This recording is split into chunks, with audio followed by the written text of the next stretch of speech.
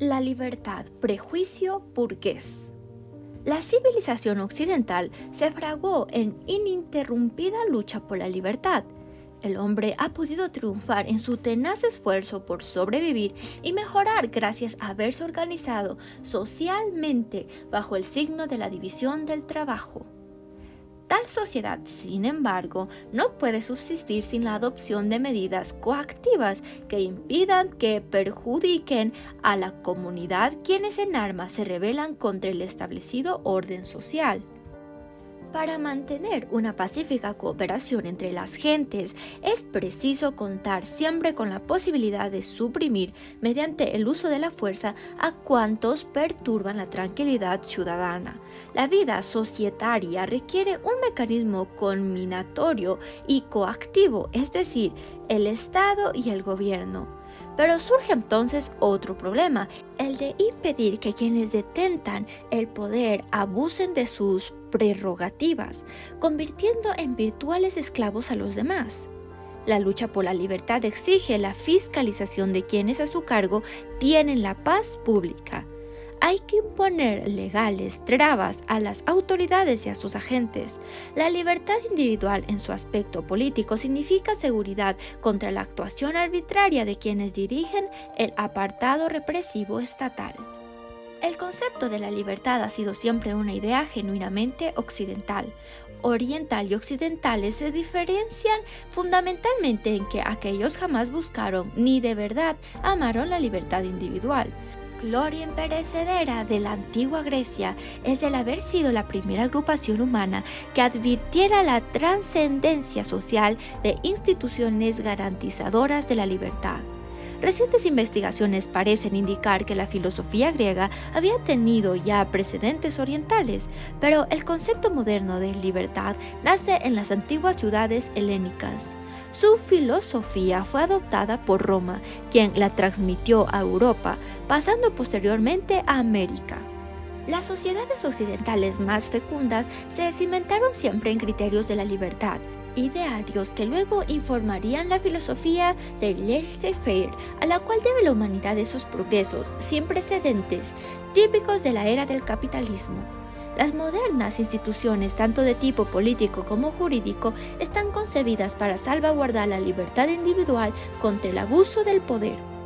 El gobierno representativo, el Estado de Derecho, la independencia del poder judicial, el habeas corpus, la posibilidad de recurrir jurisdiccionalmente contra la administración, la libertad de palabra y de prensa, la separación de la Iglesia y el Estado y otras muchas similares instituciones tienen todas ellas idéntico objetivo: limitar la discrecionalidad de los públicos poderes y proteger al ciudadano ante la arbitrariedad gubernativa.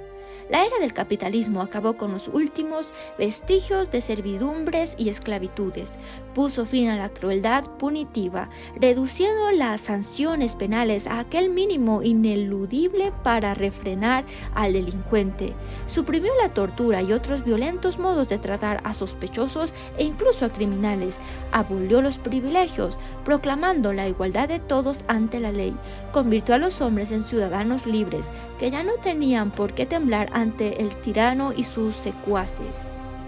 Fruto de este nuevo modo de pensar fue el progreso material que inundó Occidente, la aparición de la gran industria moderna, gracias a la cual, por hallarse enteramente al servicio de la clientela consumidora, todos viven mejor, exigía la desaparición de reales patentes y discrecionales privilegios, permitiéndose a cualquiera desplazar a sus ocupantes de los puestos más codiciados, con lo que se impulsaba el ascenso de los más capaces desde el punto de vista de los consumidores, evidentemente.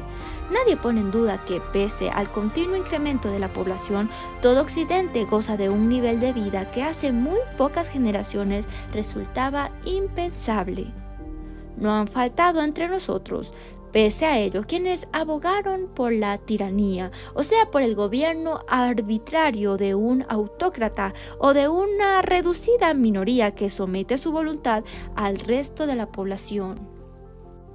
Es cierto que a partir del siglo de las luces tales impulsos se iban haciendo cada vez menos perceptibles. Triunfaba la filosofía liberal. Durante la primera parte del siglo XIX, el avance impetuoso de sus principios parecía irresistible. Los más eminentes pensadores se hallaban convencidos de que la evolución histórica tendía el establecimiento por doquier de la libertad y ni las intrigas ni las violencias de los partidarios del orden civil podían ya detener tal impulso. Cuando se habla de la filosofía liberal, suele pasarse por alto la trascendencia que en sus génesis tuvo el estudio de la literatura clásica por parte de la élite occidental. No faltaron, desde luego, entre los griegos escritores quienes, como Platón, propugnaban la omnipotencia estatal. Ello no obstante, el ideario helénico se caracterizó por constante ensalzamiento de la libertad, pese a que modernamente podríamos calificar de oligarquías a las ciudades-estados de la antigua Grecia, pues aquella libertad que los estadistas, los filósofos y los historiadores griegos reputaban como el bien más preciado, constituía privilegio reservado a una minoría, denegándose a métecos y esclavos. Gobernaban unas castas hereditarias. Pese a tal realidad, no eran mendaces aquellos cantos a la libertad, tan sinceros como los pronunciamientos de los esclavistas que firmaron la Declaración de Independencia Americana 2000 años más tarde. Inspirándose en la aludida filosofía helénica, movimientos tales como los de los Monarchomax, de los Whigs, de Althusser, de Grocio, de John Locke, o sea, el ideario que informó las modernas constituciones y la Declaración de los Derechos del Hombre. Los estudios clásicos, elemento esencial de toda educación superior europea, mantuvieron vivo el espíritu de libertad en la Inglaterra de los Estuardos, en la Francia borbónica y en la Italia sojuzgada por multitud de príncipes. El propio Bismarck, el mayor enemigo después de Metternich de la libertad en el siglo pasado, atestigua que incluso en la Prusia de Federico Guillermo III, el Gymnasium, o sea, la educación basada en la obra literaria griega y romana, era un bastión de republicanismo. Los apasionados esfuerzos por eliminar los estudios clásicos de los planes de enseñanza superior, minando la propia esencia de este, auspiciaron el resurgir de la ideología servil. Hace un siglo pocos conseguían prever el enorme impulso que las ideas antiliberales en breve plazo adquirirían. El ideal de libertad parecía tan firmemente enraizado que nadie pensaba pudiera jamás ser eclipsado.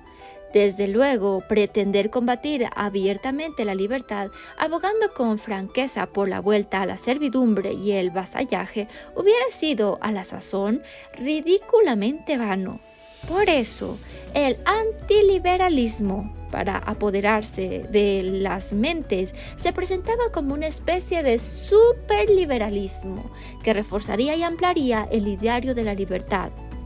El socialismo, el comunismo, los distintos planes económicos consiguieron así, de tal guisa disfrazados, colarse por la puerta falsa. Socialistas, comunistas y planificadores, entonces, al igual que hoy, no buscaban sino la abolición de la libertad individual y la implantación de la omnipotencia estatal. La inmensa mayoría de los intelectuales cree y creyó siempre que al luchar por el socialismo se pugnaba por la libertad.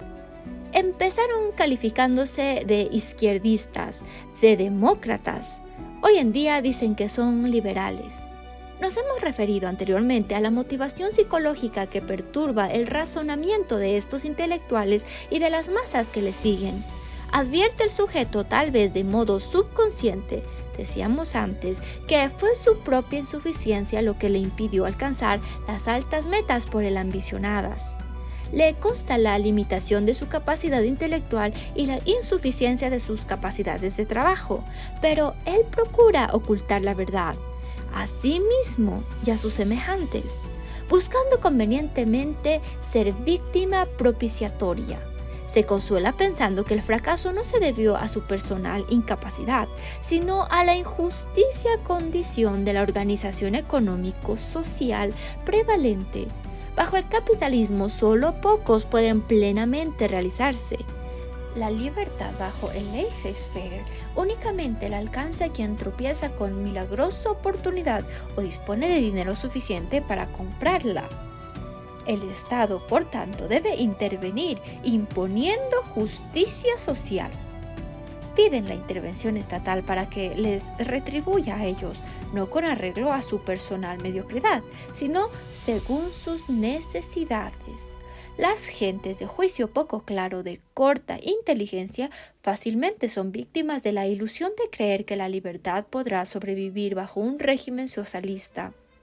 Mientras tal pensamiento se limitaba a vanas charlas de cafó, las cosas no tenían importancia, pero ahora ya no se puede fantasear. La experiencia soviética ha patentizado cuáles son las condiciones de vida en la comunidad socialista. Los modernos partidarios del socialismo se ven, muy a su pesar, obligados por tales hechos a deformar las circunstancias históricas y a falsear el significado de los vocablos. Para poder seguir haciendo creer a la gente que socialismo y libertad son compatibles.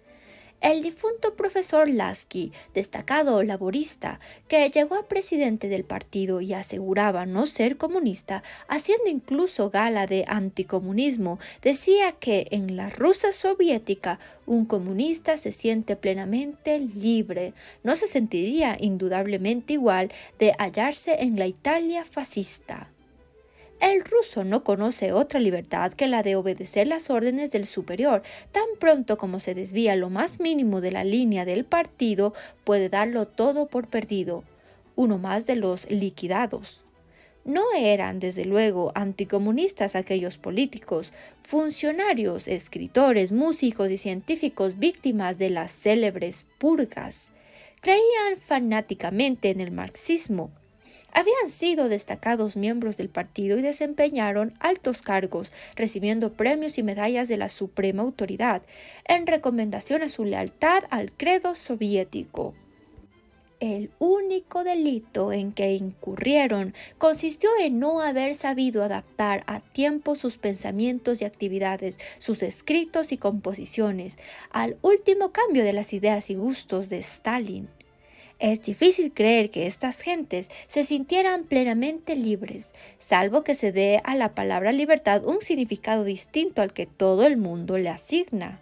En la Italia fascista la libertad ciertamente escaseaba. Al adoptarse el modelo soviético del partido único, quedó amordazada la voz del disidente. Cabe, no obstante, apreciar notable diferencia entre la aplicación de un mismo principio por los bolcheviques y por los fascistas. Bajo el régimen mussoliniano vivió el profesor Antonio Grazieddei, antiguo diputado comunista, quien hasta la muerte permaneció fiel al ideario marxista. Recibió del gobierno a su jubilación la pensión que como catedrático le correspondía y pudo suscribir y publicar en las editoriales italianas más prestigiosas libros de pura ortodoxia comunista. La opresión fascista en este caso ciertamente no fue tan señalada como la que abatió a aquellos camaradas rusos, quienes, en opinión de Lasky, gozaban de plena libertad. Complacía al profesor Lasky repetir la perogullada de que en la práctica libertad significa libertad dentro de la ley. Y añadía que el objeto de la ley es garantizar aquella forma de vida que prefieren quienes controlan el gobierno. Y tiene razón, para eso ciertamente están las leyes del orden liberal. Se procura, en efecto, mediante la norma legal, proteger el sistema contra quienes intentan encender la guerra civil o derribar, apaleando a la violencia al gobierno establecido. Incurre, por el contrario, en grave error el profesor cuando agrega que bajo el capitalismo la libertad se conculca y desaparece en cuanto los pobres pretenden alterar de modo radical los derechos de propiedad de los ricos. Tomemos el caso de Karl Marx, el gran ídolo de Lasky y sus seguidores. Cuando en 1848 y 1849 organizó y dirigió la revolución, primero en Prusia y después en otros estados alemanes, por su condición legal de extranjero fue desterrado, con su mujer e hijos y una criada trasladándose a París. Más adelante, cuando volvió la paz y se amnistió a los instigadores de la fracasada revolución, regresó una y otra vez a Alemania. No era ya proscrito exiliado. Él, sin embargo, libremente decidió establecer su hogar en Italia. Nadie le molestó cuando, en 1846, fundó la Asociación Internacional de Trabajadores, cuyo declarado objeto era preparar la Gran Revolución Mundial. Nadie detuvo sus pasos cuando, gestionando en favor de dicha agrupación, se desplazaba por Europa.